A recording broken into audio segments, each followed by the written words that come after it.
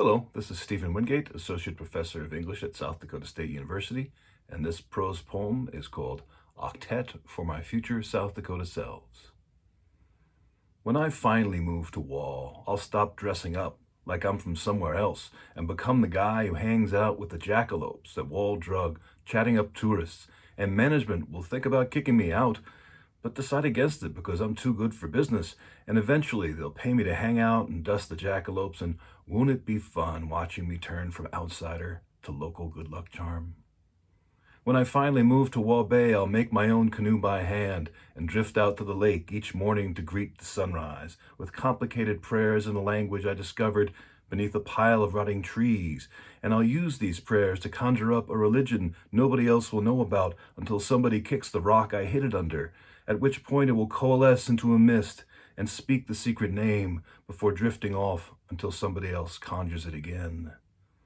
When I finally move to Aberdeen, I'll invent some kind of windproof fabric to take away the memory of the coldest day I've ever experienced, which was in May, on a soccer field, in this very town that I came to unprepared, and I drank so much hot cocoa from the concession stand that I couldn't smell the stuff for a year without my ligaments clacking in fear of cold wind. When I finally move to winter, I'll feel like a winner and buy myself a yurt and not bother trying to blend in this time and be the freak I am at heart and dispense with shame entirely because my yurt will be highly transportable, and once everybody gets sick of the crazy clothes I wear to keep halfway sane,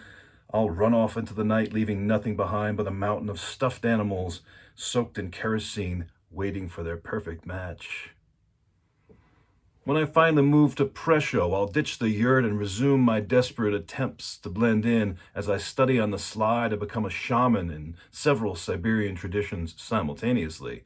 And my cover story will be that I lost my house and family in Nebraska from sniffing too much glue. And I'll become the guy at the gas station cash register who philosophizes all the customers, which is bad for business and counterbalances the good luck I brought to the jackalopes in Wall several cells prior. When I finally move to Chamberlain, I'll dig a big wood-fired kiln into a hillside overlooking the Missouri River and spend my time stoking its flames and firing clay mask after clay mask. And if I don't like how they look when the kiln cools, I'll chuck them into the river like frisbees, and anthropologists from the future will wonder what kind of civilization created so many selves and just dropped them all into the water like that. When I finally move to Deadwood, I'll take up gambling in casinos.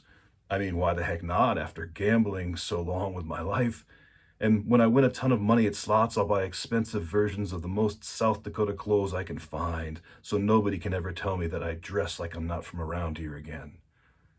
When I finally move to Hot Springs, I'll buy a membership at Evans Plunge and go back to my shamanic studies, and the mist of the religion I conjured in Waubay will wrap around my shoulders like a cloak and declare its kinship with all others of its kind, and I'll look so at home, floating in the warmest corner of the pool, that you won't even notice me, because I'll be part of the state finally, part of the world,